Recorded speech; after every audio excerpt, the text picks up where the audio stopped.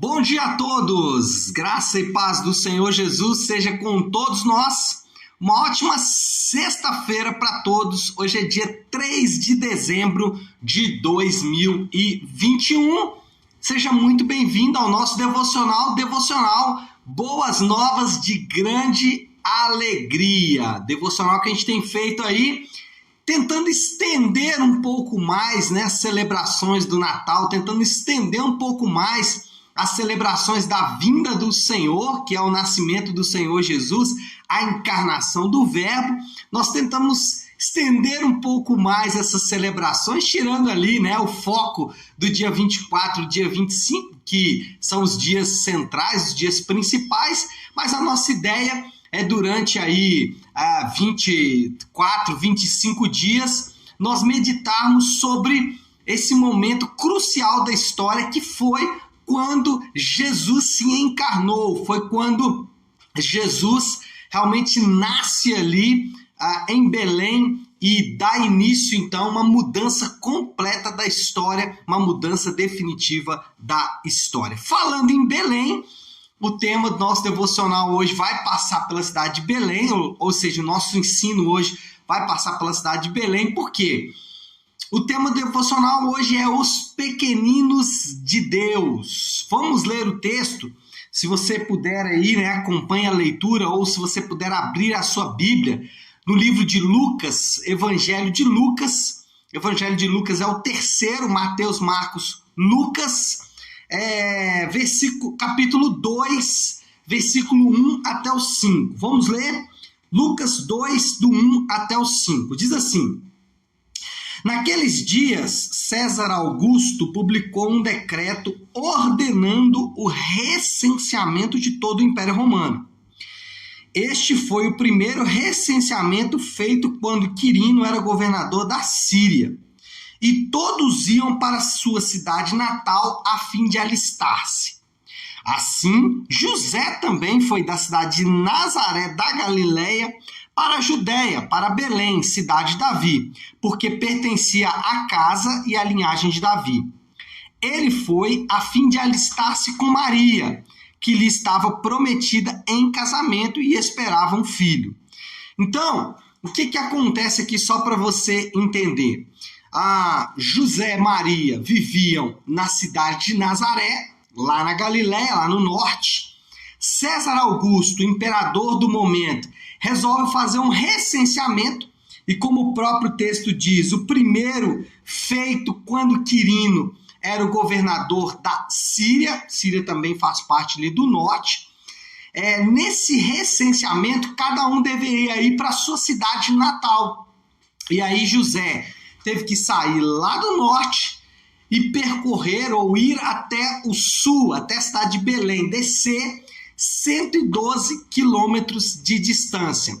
Agora, por que eles tiveram que fazer isso e por que isso faz parte do plano de Deus? Porque a promessa bíblica do Messias é que o Messias nasceria exatamente na cidade de Belém. Só que José e Maria estavam a 112 quilômetros, na cidade de Nazaré. Então, tudo teve que se movimentar para que a promessa de Deus se cumprisse e Jesus nascesse exatamente na cidade de Belém. Deus, ele movimentou, olha só se isso não é impressionante, se isso não é incrível, isso não é extraordinário. Deus movimentou todo um império, Deus movimentou toda a máquina estatal, todo o governo do Império Romano, exatamente por causa de duas pessoas. O propósito aqui, o motivo principal do recenseamento foi que duas pessoas pequenas, sem qualquer significância, completamente desconhecidas, fossem abençoadas por Deus. Deus moveu toda essa máquina estatal para que José e Maria, um casal insignificante, um casal pequeno, fosse abençoado. E a sua promessa, a promessa da sua palavra. Sem saber, sem perceber, os poderosos, os ricos, sem perceber, as pessoas mais importantes do império, sem perceber essas pessoas, o mundo estava girando ao redor de um casal de peregrinos de Nazaré. Sem perceber, o mundo estava girando ao redor de um casal de peregrinos vindo da cidade de Nazaré. E isso é maravilhoso, isso é incrível. Deus movendo toda uma estrutura, Deus movendo todo um mundo por causa de um casal, por causa de duas pessoas insignificantes, por causa de duas pessoas pequenas, vindo de uma vila distante que ninguém nunca ouviu falar, e depois daquilo ali ficou importante muito mais por causa da pessoa que nasceu lá. Agora, quando a gente olha para Deus movendo o mundo inteiro por causa de duas pessoas pequenas e insignificantes, às vezes nós nos perguntamos, né, e talvez você já se perguntou, quantas vezes nós nos sentimos pequenos, insignificantes e solitários em um mundo de 7 bilhões de pessoas? Você já se sentiu assim? Pequeno, insignificante, solitário, em um mundo repleto de pessoas, em um mundo repleto de riquezas, um mundo repleto de coisas acontecendo, políticos, governamentais, financeiros. Nós estamos vivendo a época em que nunca estivemos tão conectados. Esse período da nossa história é o período da história onde nós temos maior facilidade de comunicação. Nós podemos, por exemplo, pegar o nosso aparelho telefônico e ligar para uma pessoa e conversar com essa pessoa ali, às vezes horas, até de outros países. Conversar com essas pessoas horas. Às vezes tem custo, às vezes nem tem. Eu, às vezes, converso com meu irmão que está lá em São Paulo e fico conversando com ele, às vezes, horas, de forma gratuita, sem custo nenhum. Nós estamos tão conectados, ao mesmo tempo estamos tão distantes. Nós chegamos num nível tão grande de desumanização que os aparelhos telefônicos oferecem a oportunidade de você acelerar o áudio de alguém. Você pode acelerar até em 2 vezes para a sua vida andar mais rápido, para você não gastar muito tempo ouvindo outras pessoas. Isso é o ápice da nossa desumanização. Nós estamos ao mesmo tempo conectados e ao mesmo tempo distantes. Às vezes nos sentimos em um mundo de 7 bilhões de pessoas, em um mundo conectado. Nós nos sentimos pequenos, nós nos sentimos insignificantes e nós nos sentimos solitários. E não pense você que isso acontece porque você é pobre ou porque você vive em uma vila de Belo Horizonte. Não, isso não acontece por isso. Isso acontece exatamente porque o pecado trouxe isso e essa é uma malignidade exatamente desses dias. Agora, não deixe isso te desanimar, não deixe isso corromper ou tomar o seu coração. Lembre-se, a Bíblia afirma que todas as grandes coisas do mundo estão sendo guiadas por Deus. Não se esqueça disso. Não deixe o fato de que você faz parte de um mundo com 7 bilhões de pessoas, um mundo que parece que está conectado, mas não está conectado. Não pense você ou não deixe desanimar o fato de que em 7 bilhões de pessoas talvez você seja muito insignificante. Não, lembre-se sempre, não permite que isso o desanime. Lembre-se sempre, Deus está guiando todas as coisas para o cumprimento da sua vontade. Você está nas mãos de um Deus soberano. Você está nas mãos de um Deus que guia todas as coisas.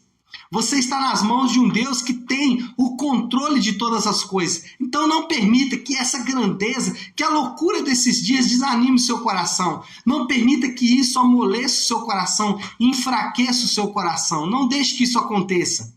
Aquele casal de pessoas insignificantes, peregrinos vindos de Nazaré para uma cidade tão pequena quanto Nazaré, chamada Belém.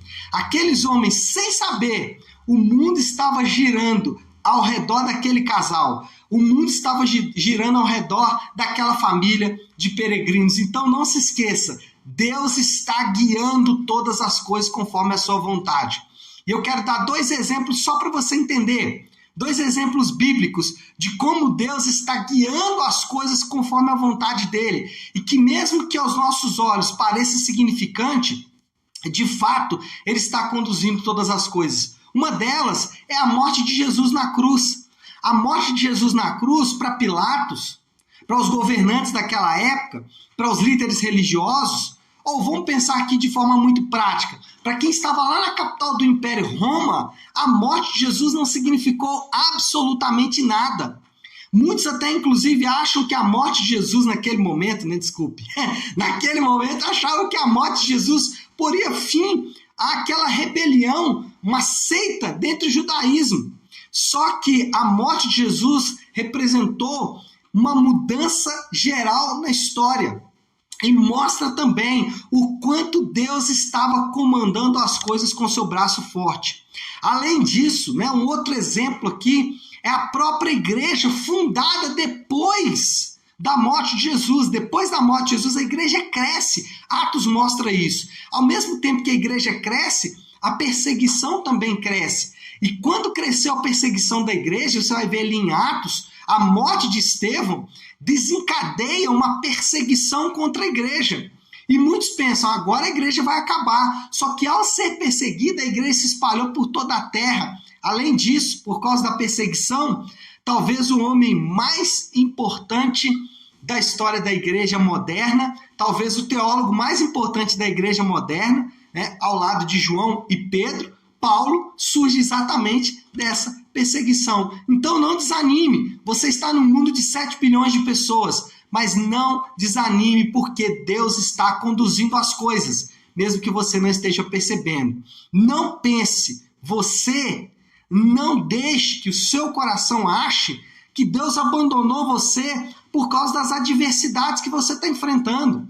Às vezes, as adversidades que estamos enfrentando podem nos afastar ou podem fazer com que o nosso coração fique desanimado achando que Deus nos abandonou. Não pense isso. Não pense que Deus te abandonou por causa das adversidades que você está enfrentando. Isso não é verdade. Deus não abandonou você por causa das lutas, dores e dificuldades que você está enfrentando. Preste atenção no que eu vou dizer agora. É um texto, é uma verdade incontestável de toda a Bíblia.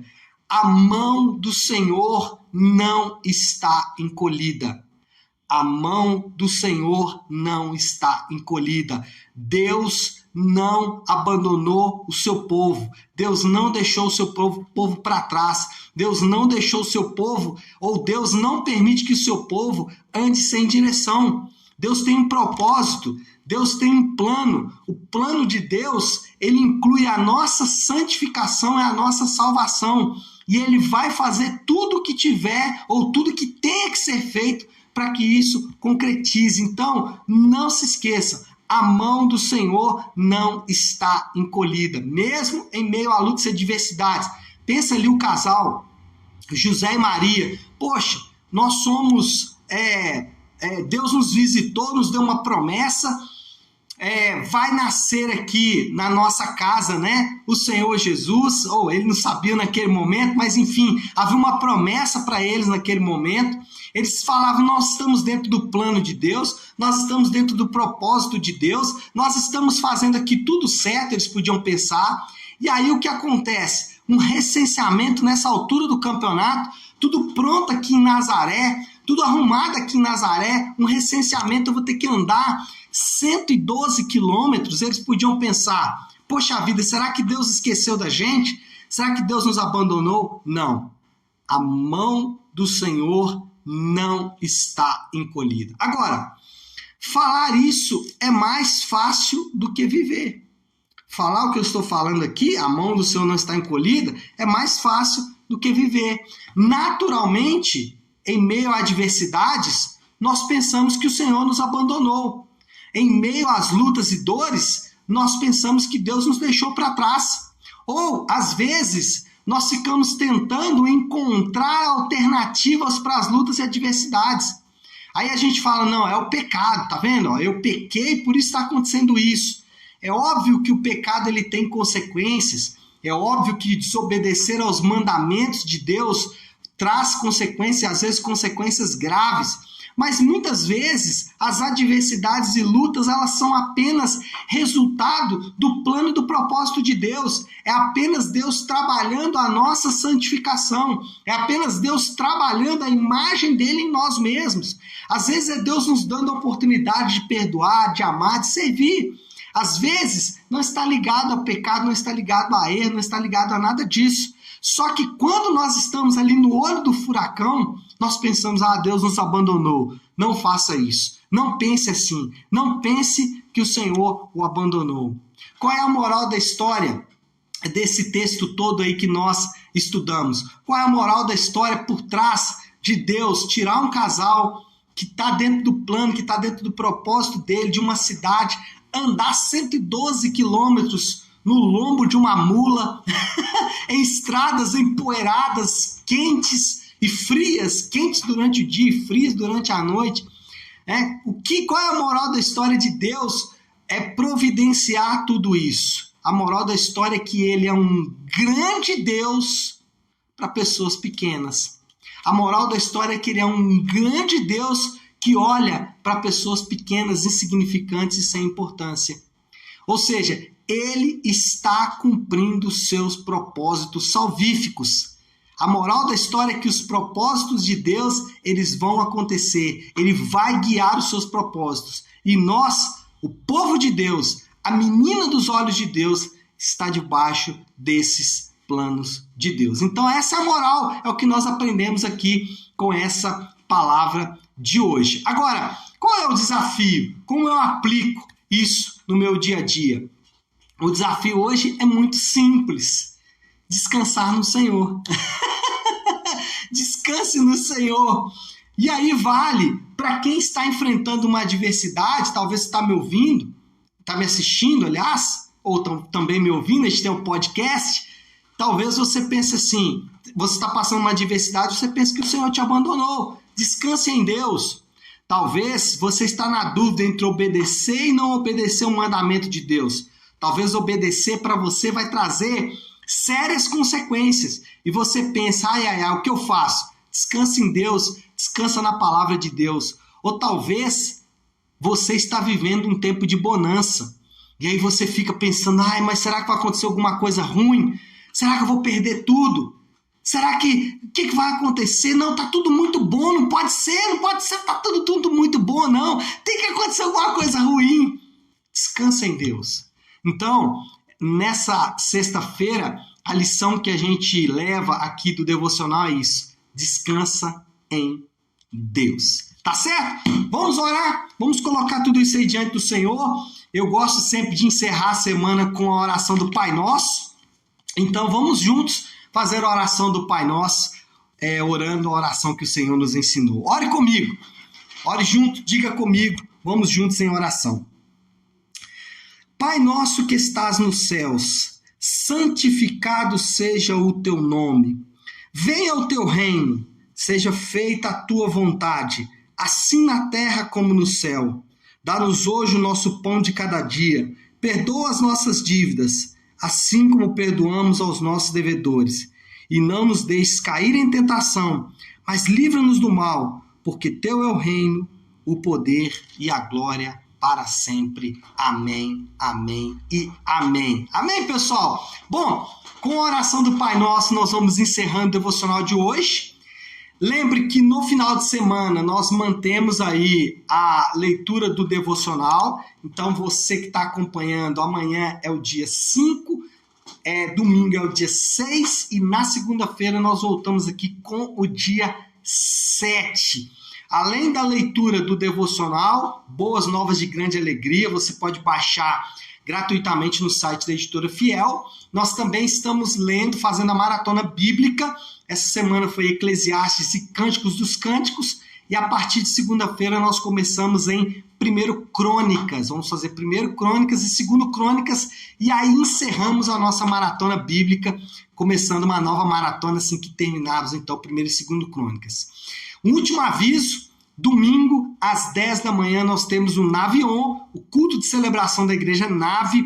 Eu convido você a participar conosco. Vai ser uma grande bênção. Nós vamos encerrar a exposição da carta de Paulo aos Coríntios. Então, é uma oportunidade única de juntos, em comunhão, em adoração, servindo uns aos outros, discipulando uns aos outros, possamos estar juntos ali, então, domingo, às 10 da manhã. Eu te espero, tá certo?